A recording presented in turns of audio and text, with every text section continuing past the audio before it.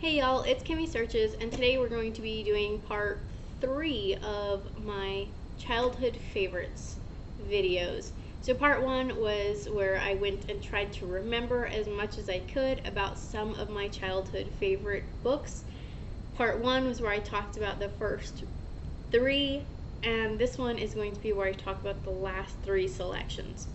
So without further ado, the first one is The Little White Horse by Elizabeth Gouge.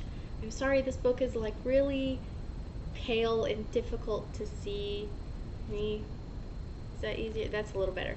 Okay, so this book I remembered the imagery from. I thought it was a major part of my developing my own imagination, and it just really inspired me as far as aesthetic, I guess. I was a little wrong, and I think it's mostly because I didn't know what I was reading as a kid. I was kind of a dumb kid. I was smart, but I just I don't understand my own flow of thought as a child sometimes. What I thought makes sense, it just is wrong. So that's interesting to see in this book in particular because there's so much of it that I guess I didn't understand as a kid. It's about a little girl named Maria Merriweather who is sent to live with her uncle on his estate. This is set, I think, in the early or mid 1900s, so it's kind of older. Has an estate. It's set in the UK, so they are people of standing. I'm not really sure what their rank is, but they have a sizable estate that has like a town and a bay area, and Maria loves it. She thinks it's the most beautiful place she's ever been. She really feels at home there, and she loves everything about it. The people that are there, the lands, the house, everything seems perfect to her. Except there's something else going on. There's kind of a mystery involving a lot of family secrets and inner turmoil and issues that families have with one another. There's a curse on the land and on her family, and it's up to Maria to break it and to figure out what's going on. And I don't want to get into it too much because the actual mystery of it is, I think, most of the fun of this story, because it's one of the only things I don't really like about this book is that it's pretty predictable and you can figure things out much faster than Maria does. So I don't want to say too much about it because half the fun is as a reader putting it together and then seeing how Maria finds out things. But it's a really nice story. I really like it. The imagery and detail is amazing. It's incredible. It's just not what I thought it was as a kid. For example, I thought that her bedroom had like a magical pool in it, not like a swimming pool, just like a little water. I don't know why I thought there was a waterfall in there. It turns out I just didn't know what a basin was, like a wash basin. That's what's in her room, and I was just dumb and I didn't know what that meant, so I was like, oh, she has a magical pool in her room. That's not true at all. There are no magical pools in the entire book. I was just dumb and I thought that's what that meant. So the imagery and detail is really beautiful and amazing. It's just not the way I remembered it. I didn't really understand a lot of it as a kid, I guess, so I just made up my own thing. And this was like a stepping stone for my own imagination and aesthetic, but just in a completely different way. So that was really funny to find out about this book, and I hope that you guys enjoy my childhood blunders as much as I do. Another thing I really liked about this book is the mystery aspect to it. I kind of thought it was just going to be like a fantasy fairy tale about the little unicorn, but it's not. It's got this nice little mystery involved, and I really enjoyed that, and I thought it had a really good balance between fantasy and mystery because you kind of needed both to bring the whole thing together. And it didn't feel like a cop-out for the mystery part.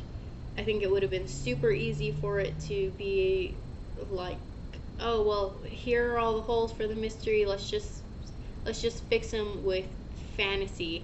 And there is kind of one major part to that, but only adds, I think, to the fantasy part of it. It kind of builds that up to a point where you almost expect that. You want the fantasy part of it to happen. And I think that's really nice. I think that's well done. The only things that I don't love about this book is that it's a really slow start. I had a difficult time getting through this just because it's so slow starting out, and there's so much detail in it that it just feels like you're reading walls and walls of detail and not as much story. But it pans out. The last half of the book is mostly the mystery and solving things, and the story.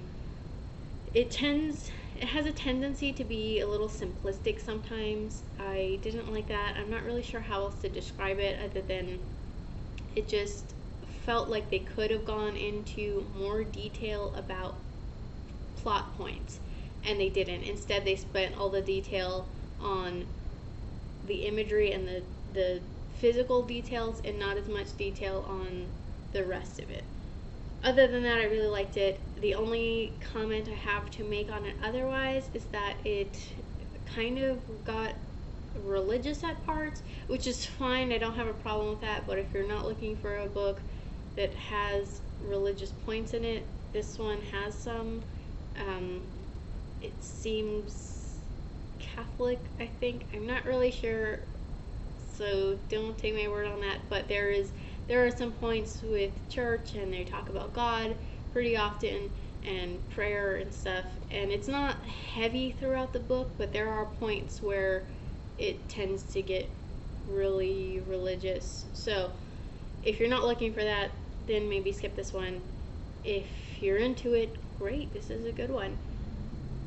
So if you're not looking for religion, if you're looking for constant action, this is not going to be the book for you. But if you like mystery and fantasy, I think this is a great one. It's a really nice read, and it's got lots of detail for the imagery. So that's another plus to me. But if you don't like it, you won't like this one. So good start with this one. So my next choice was the Spirit series. If you remember the movie Spirit, Stallion of the Cimarron, it's a 4-book series about that, and I'm just gonna gloss over it because there's 4 of them, and I literally only recommend this to weird horse girls. If you're really into horses, you're really gonna like this series. I don't imagine how anyone else would like this series very much. I think it would just be kind of strange and over the top to anyone else, particularly the first 3. So just really quickly, Bonita, I gave 3 stars. She's not Spirit's grandmother the way I thought she was. This was the only book that I could remember as a child, and I didn't remember much about it. She's actually, if you remember Spirit, the movie, Spirit meets another horse named Rain, and she is an Indian pony. Bonita is Rain's grandmother. So this book is about Bonita during the Texas Revolution. She actually is there for the Battle of the Alamo, and then she has to learn how to survive on her own. She's never been without humans, so it's about her being set free during wartime and surviving that and the wilderness. I gave this one 3 stars. It was super sad. It was really sad. So if you have really young horse kids, maybe not this one. It's really sad, I think, in my opinion. There's like war and death, and I don't know. I don't think this is a good one for really young kids, but older horse kids will really like this book, I think. And there's a decent amount of character development, actually, surprisingly, with a horse. All of these are told from a horse's point of view, so that's why I don't recommend this to anyone who's not a weird horse kid. But Bonita actually has a surprising amount of character development and learning how to survive on her own. I think that's well done, and it's a decent story. I think people who are not weird horse kids might enjoy it, but that's that one. So then the second one is Sierra. Sierra is Bonita's daughter, and this one, This one and Esperanza. Esperanza is Spirit's mom. I'm just gonna lump these two together. They're both about horses trying to survive in the wild. They are born in the wild and they stay in the wild throughout. And I only recommend them for weird horse kids. I don't think anyone else would like them. They're a really good show of actually real horse behavior in the wild.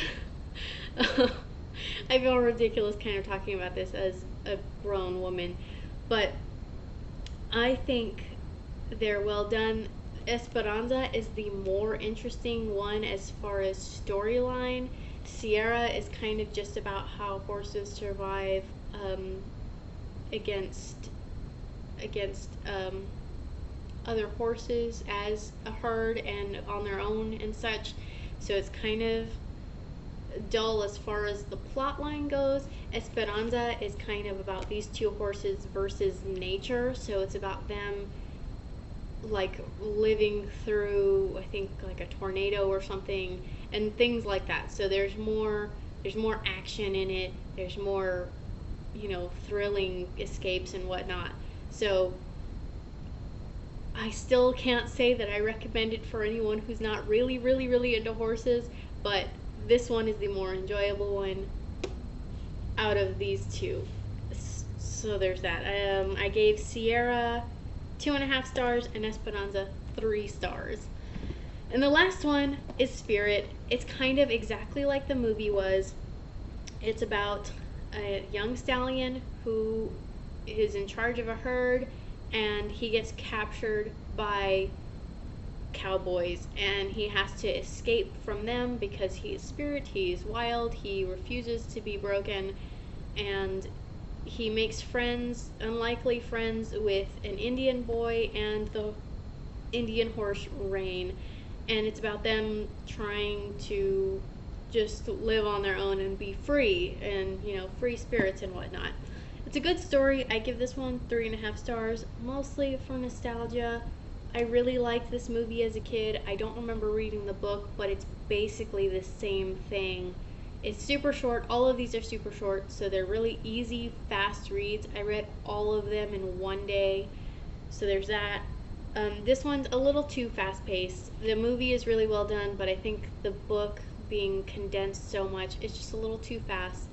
But otherwise, I liked it. This one has the most interesting plot, so if you're not a weird horse kid and you want to get into these, this one is the most interesting one. This is the one that I suggest the most. You don't have to have read any of the other ones to understand each one individually. It's just, the names continue from the book. So, Rain is mentioned in Sierra, and Esperanza is mentioned in this one. So you don't have to read them, but they're there. This one's the most interesting one. I would have loved these as a child. I really would have. I was a super weird horse girl. I think weird horse kids will love these books as an adult. I do like them, but not as much as I would have as a kid. I can't appreciate them as much now. So there's these. I'm glad I finally read them after all these years. I really wish I'd had them as a kid. So the last book that I picked was Into the Land of the Unicorns by Bruce Coville, which is book 1 of the Unicorn Chronicles. So as a kid, I remembered reading the first 2, which included Song of the Wanderer, but for this project, I just did the first one, Into the Land of the Unicorns, because I got a little burned out with all of these, like, really young YA books. So I loved this book as a kid, and what I remembered was pretty accurate. I did remember a good deal of it, and it's pretty much exactly what happens in the book. So this book is about a young girl named Clara, and it starts out right away with action. Her and her grandmother are being chased by a dangerous man, and Clara's grandmother, in an attempt to lose him, gives him a key into another world and then tells her to jump off the top of a church, which she does, and it brings her to the land of Luster, which is the land of unicorns. And she's given a mission. She has to find the old one and give her a message from her grandmother. So Clara meets this ragtag team of creatures, including the unicorn named Lightfoot, this weird little guy who is just called the Squidgem, and the weird Bigfoot thing that I remembered was supposed to be a half bear, half man creature who is called the Dimblethumb. So it's a really fun book. They go off in search of the old one to give her this message and to figure out what to do with the key, which is actually called the amulet throughout the story. And they run into all kinds of issues. They run into these goblin-like creatures called the Delvers. They run into a dragon. They run into more serious, somber things like a tragic story of the history of Luster and some serious family secrets for Clara. So it's kind of fast-paced, and I think for the majority of it, it's well done. The ending seems a little too fast-paced. There's literally a 2-page resolution where they hit the climax of the story, and then the whole thing is just resolved in less than 2 pages. And I think that's way too fast. I wish they would have spent more time doing that, because it almost makes it feel like there was a page limit that the author was trying to reach, and he just was about to reach it and only wanted to do so much. It just seemed really rushed, and it really pushes you into reading the second one. And when I saw the second one, it's got a note on there like apologizing from the author for taking so long to write the second volume, and I can't even imagine reading the first one and not just immediately having the second one to read, because I think that would be super frustrating. But there's that. Otherwise, I think it's well done. I think the actual plot itself is really good. I just wish the pacing towards the end was a little more drawn out. And the world isn't really fleshed out. There is like a tragic history of the land of Luster, but there are just parts of the world of Luster that don't seem very fleshed out, and I don't know if they get fleshed out with the rest of the series, but from what I could tell from the first one, it's just not as well done. They're like bits and pieces that have like full stories to them, and then bits and pieces that don't have anything to them, and I really wanted to see more of that. I would rather have spent a lot more time reading this if that's what I could read. So there's that. Otherwise, I think the plot is well done. I think the characters are pretty likable, pretty good. They could have been super annoying, but I don't think they were. I think they were generally pretty likable.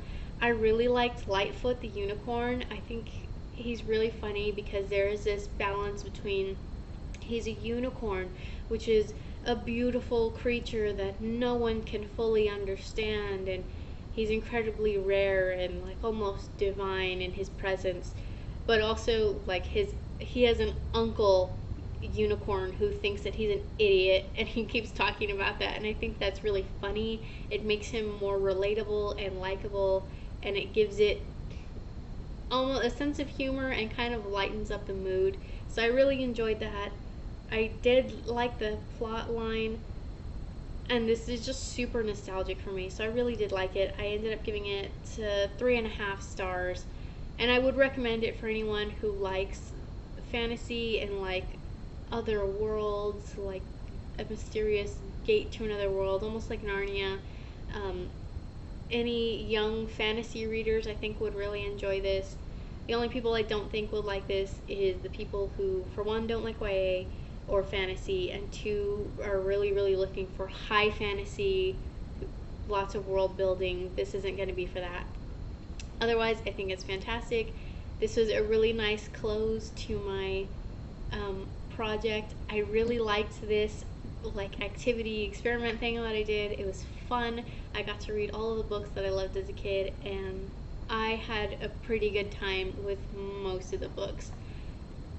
And while I didn't rate them lots of stars, I really did enjoy reading them again and seeing what I loved as a kid and having all these fond memories brought back. That was really fun.